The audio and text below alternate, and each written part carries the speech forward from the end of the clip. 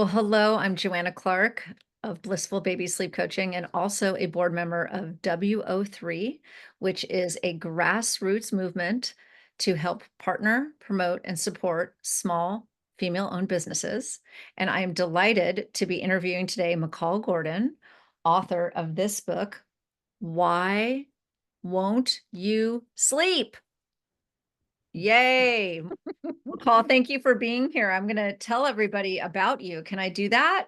Yes, Before of we get course. started? Okay, so you guys ready? So Macall holds a master's in applied psychology from Antioch University in Seattle and a BS in human biology from Stanford. A certified gentle sleep coach, she has co-authored Why Won't You Sleep and has presented research literally globally on sleep, temperament, and parenting. She is also a featured provider at Maven Clinic, a women's telehealth platform. And the reason why Macall started this whole journey of becoming a thought leader in this space is because she comes to this work because she had not one, but two highly sensitive, highly alert, highly intense children that literally did not sleep for 18 years.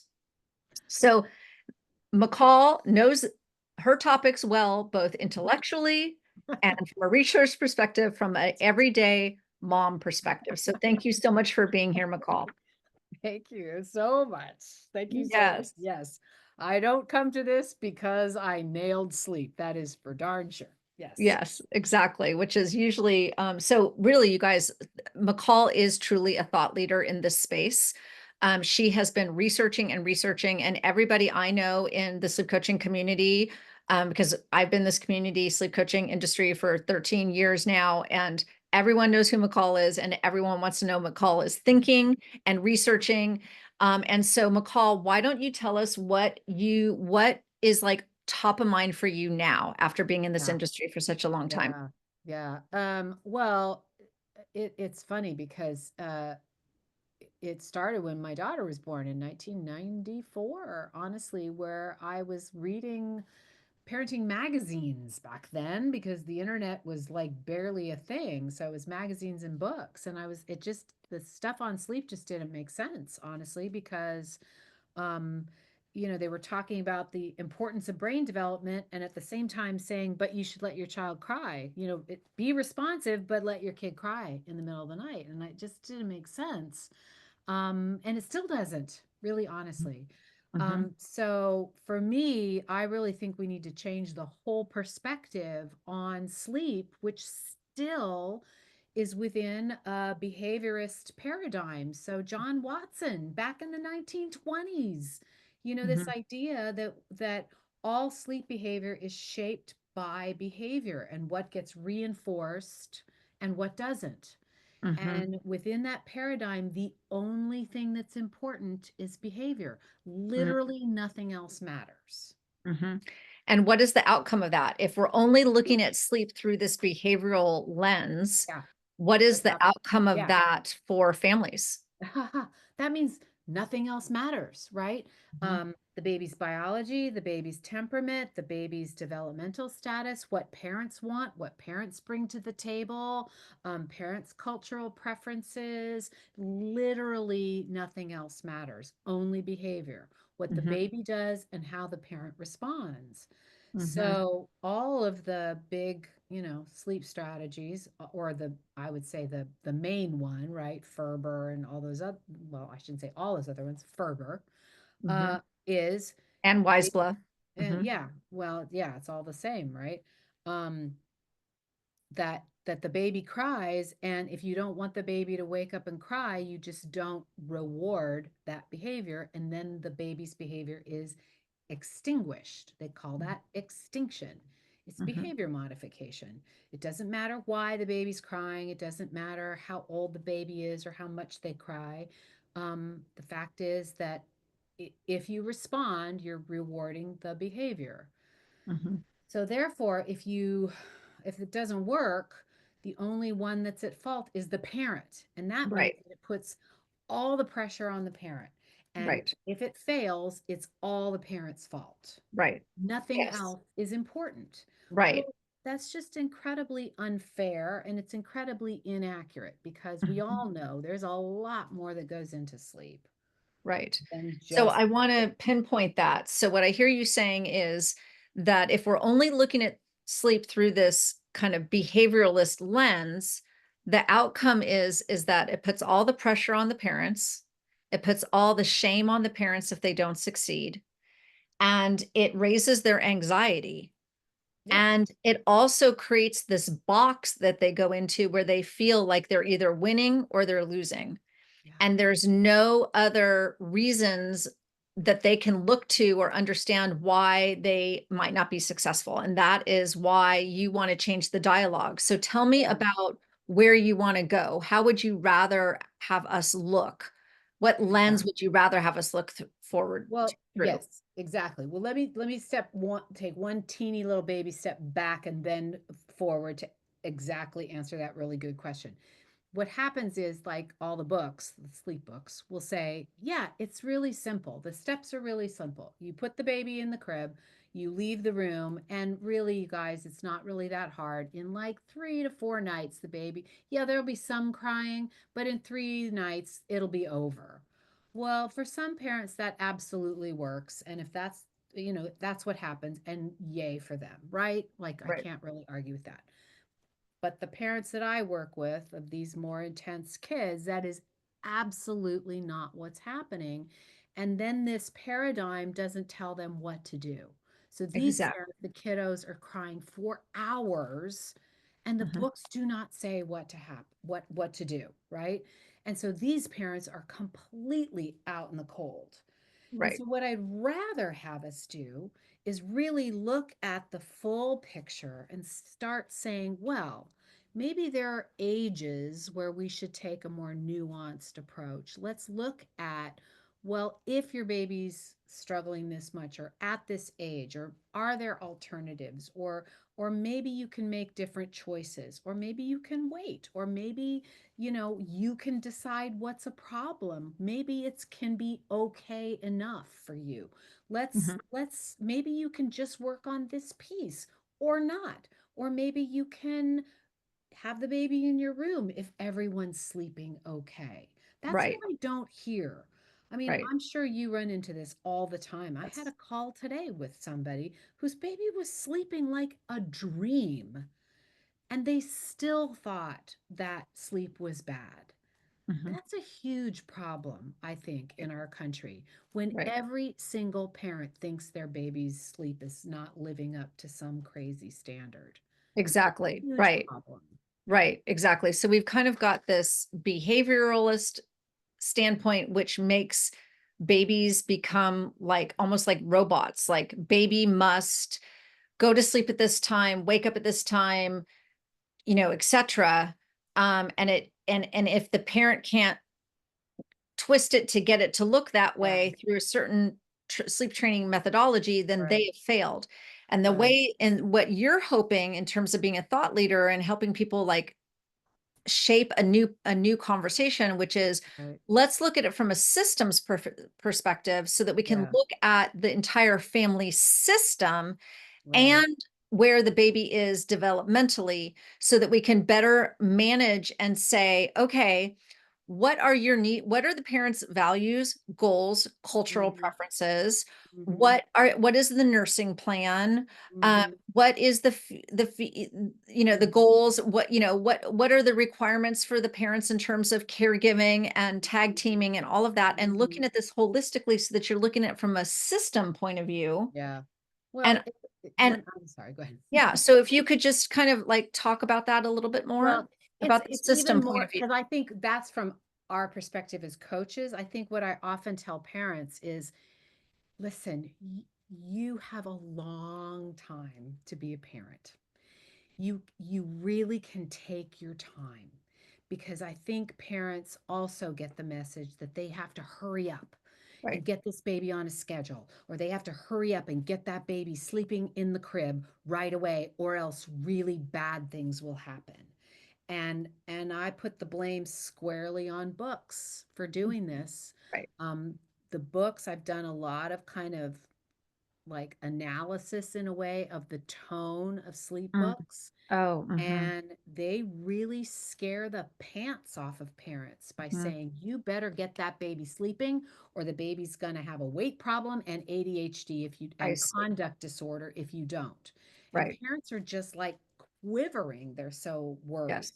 Yes. And most of the time, when you tell parents, hey, you do not have to listen to that, it's really not true, it's not based in research. Hmm. I literally see the worry like rising off of their shoulders. That's So right. I think we're really doing a disservice to parents and not telling them you really have time. The baby needs time to develop. You Right. do not have that much control over a newborn's sleep. You really don't. Right. Right. And you can take your time, you can experiment, keep your expectations low, and you tell them how a baby develops over the first several months of life. And Right. boy, oh boy, it makes a huge difference. So I think we've got to like dial the stress down for parents, Hmm. and let them know that they really have time to learn about themselves, to learn about their baby. Hmm. Um, the rush to get these kiddos sleeping in ways that are just not biologically normal.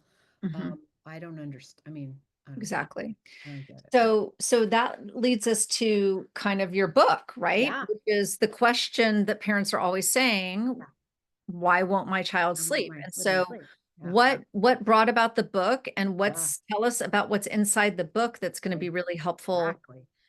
So the thing I get a lot when I talk to parents of even newborns is, well, my sister's baby, or I have this friend whose 3-month old is sleeping like 12 hours already, and Mhm. mine can't even lay down in the bassinet. What is, she did this thing and I want to do that, or I tried it and my kid is just not working. And I'm always like, well, it's not because of what your friend did. That baby is wired to do that and has done it Mhm. since birth. Your Mhm. baby is not wired to do that. And so we Mhm. start talking about temperament and the Okay. way some kids are just wired to sleep and some kids absolutely are not. So Right. I always say that the dividing line between kids who sleep well and those who don't is temperament. So Mhm. I wrote this book because the research, really all of the research and virtually every single sleep book out there is written for mellow kids. Those Mm. kids will get on board with just about anything you do with not that much drama. Right. And the other kids, about 10 to 20%, will not get on board without a ton of drama. These are the kids who are crying for hours when parents try to do Ferber. And these are the kids who have much bigger sleep problems, and parents are suffering a lot more. And literally, no one is talking to them. So that's absolutely why I wrote the book, because uh, these parents all feel like they're the only ones with a kid like this. I hear it every single day. Parents are like, I think I'm the only one because I don't Yeah. know anybody else with a child like mine. And Right. so they're suffering really in isolation as well. Yes, they are absolutely suffering in isolation. I think what you said was really potent, which is that there is this fine line between um, easy and hard.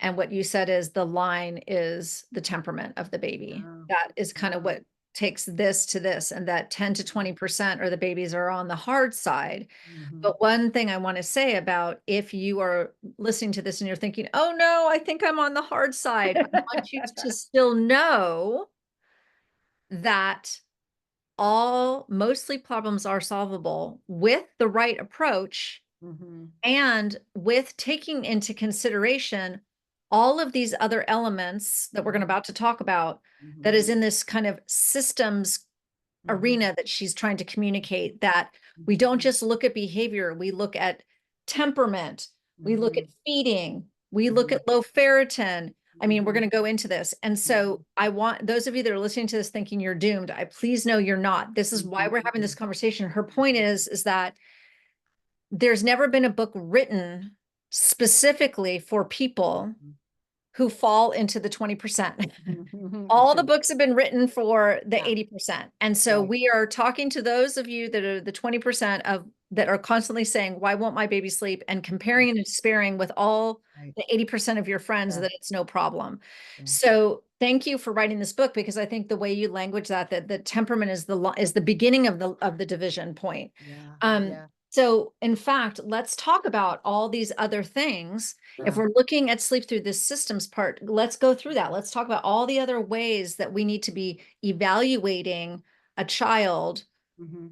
before we go in there and start trying to like do sleep better. Yeah, well, there's a chapter in there about like, I kind of use I should say we because I co-authored this with Kim West, but Mhm, I use sort of a trek analogy where you kind of have to get ready to go because this is a harder trip mhm, than with an easy kiddo. I'm like an easy kiddo, you pack a couple of snacks and you're out the door. And this one is like get the map, figure out the road, pack the car, service like it's a yes, big deal. So you right. first one of the big steps is you have to figure out if your child is ready, and that means making sure there's no big physiological things in the way because number one, it takes less to throw these kids off because they're Mhm, just more sensitive, and it's like a little like Princess and the Pea. Like it mhm, it just takes less to be something that really stops progress. So we do mhm. look at silent reflux, feeding issues, oral ties, obstructed breathing, right? Apnea, restless leg syndrome, any of eczema, any of those things. Low Low ferritin. ferritin is restless legs, right? So Mhm, any of those things that could cause enough physiological discomfort that's going to completely destroy a kid's ability to work on their sleep skills. right. Could Um, you actually explain low ferritin? Because a lot of yeah, people don't know what that is. yeah. Um, some some children have enormous sleep struggles. Like this is not just like a little trouble with sleep. These are huge problems at bedtime and or a big awake period in the middle of the night. And like I said, these are not small problems. These are big. Long time to fall asleep with a lot of restlessness if they're babies, lots of crying, do not want to be lying down on the mattress. If they're older kids, they want to be standing, kicking, off their legs. They want to be picked up. They want to be jumping. They're awake in the middle of the night where nothing seems to work. Some kids will sleepwalk. They'll cry in their sleep, like weird problems. Mhm, Um, and and often like nothing really has worked, like nothing, mhm, and it's often not explained by anything else. mhm. Um, this can be caused by low levels of ferritin in the blood. Ferritin is the iron storage factor in the blood. It's not iron, but it's related to iron. We don't know why. I have seen a lot of it. I partly Mhm. because I get really hard sleep problems in my practice.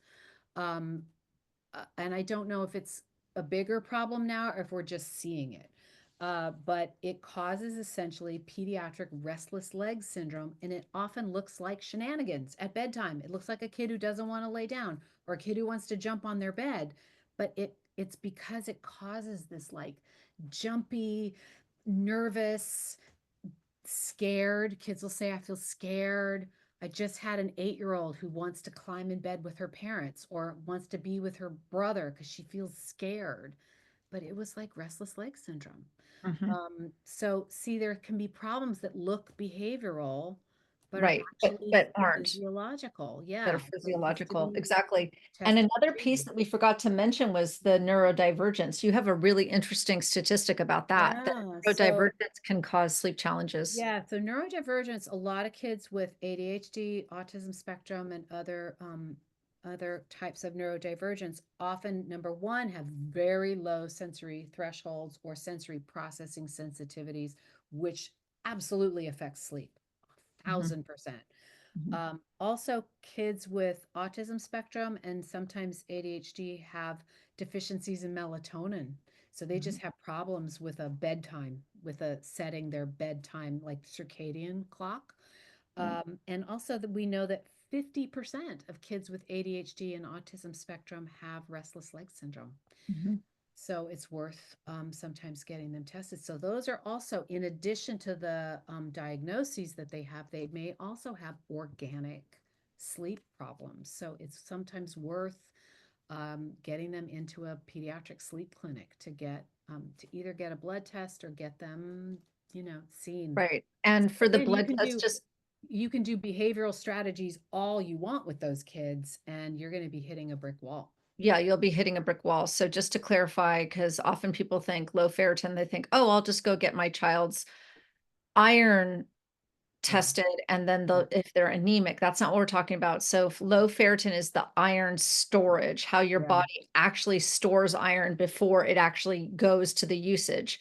right, Anything from 50 or below is considered deficient. And right, most pediatricians don't know this yep, at all.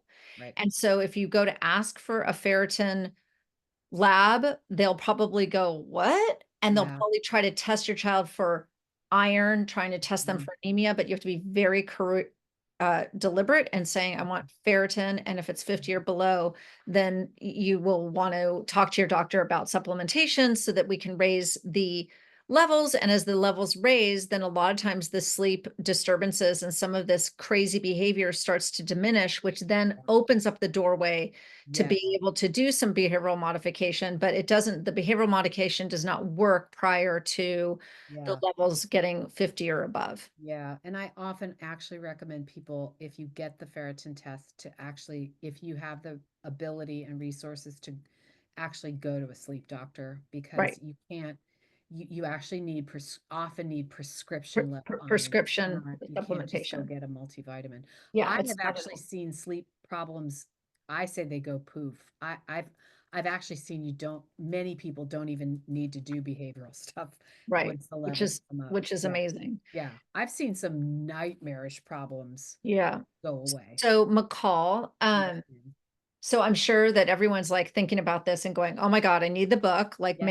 maybe my child is in this like divided road, Yeah, they're in the yeah, 20%. yeah. So can you tell everybody how they can find you, how they can find the book and any Yes. other places you are, maybe some recent podcasts you've been on and things Oh, like yeah. that so that they can Yes. learn more? Sure.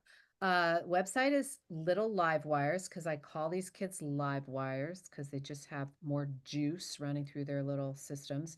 Littlelivewires.com will tell you. There's also whywon'tyousleep.com, so that's Oh, okay. easy. Yeah.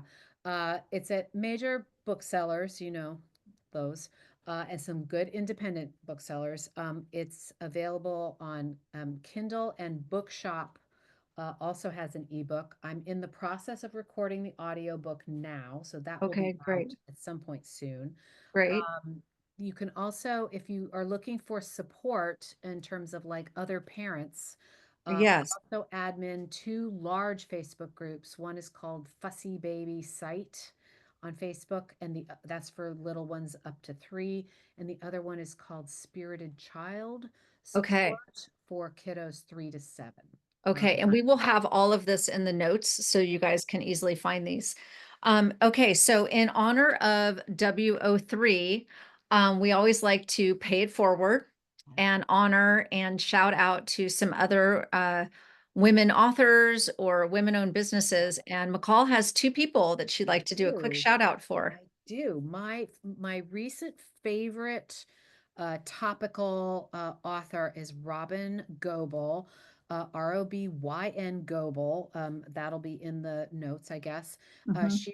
She has written a fantastic book called Raising Kids with Big Baffling Behaviors. She's So got a good. great podcast and lots of information on her website. These are actionable items for kids who have a lot of those crazy meltdowns. So lots of these kinds of kids. Um, Brilliant, brilliant, brilliant Brilliant. material. And Okay. then Seattle is where I don't live there now, but my house is still there and I love it. But a great female owned, queer owned nursery in Seattle called Urban Earth. It's a tiny little boutique, lovely nursery, so I definitely want to shout them out because they are amazing. And And so it's Urban Earth. Is that what it is? Urban Earth, In yes, Urban Seattle. Earth So in the middle boutique of nursery. Seattle. We love that because that means when you go there, they'll probably help you. And Oh, we so love much. that. It's like a little jewel right in the middle of Seattle. It's so Okay. fantastic. I Yeah. love it. Okay. And then last question from McCall is what are you going to do Yes. on WO3 Day, which is Oh, this year? It's Saturday, August 29th. And the goal on WO3 Day is what can you do to partner, promote, or support a female-owned business? And remember, everyone, this does not require money. It doesn't require a lot of time. Think of it as Small Business Saturday long ago when people were like, oh, Small Business Saturday, let me go shop at a small business on Saturday. This is the same concept, except it's for small women-owned businesses. What can I do to partner, promote, or support a female-owned business? yeah. And so McCall has two ideas that she is going to share with us on what she is going Yeah. to do on WO3 Day. Two. I just had one, but I Yeah. have a good one. Well, Okay. you really gave me a forcing function because I forget to leave positive reviews. I think I always get, fired up to leave those, not always, but when I do, those negative ones. But I forget to leave reviews for books that I love or businesses that I love. So I am absolutely going to make a list of all the ones that I know about, and I'm going to go leave those lovely, positive, uplifting reviews. A thousand. Okay. I'm I not even going to wait till August. I'm don't going even wait, you to. guys, don't even wait. But it's just such a lovely sentiment. Again, the purpose of WO3 Day, everybody, is just to really stop and recognize how many incredible women you know are running small businesses, but making a huge impact. Yeah. And that for you to echo what they're doing out in the world, shouting them out, writing a review, referring a friend, writing them a thank you note, uh, buying something for them if they're product-based service, and really making a deliberate decision to be partnering, promoting, and supporting them. Because this is the way small businesses grow. And so this is our grassroots effort. And I want to say thank you, McCall, for being here. I'm so happy to shout you out in the month of March of 2025 for all the incredible work that you are doing. Everybody buy the book. And we will get all these resources for you so you can find McCall if you need her for further support. Thank you. Joanna.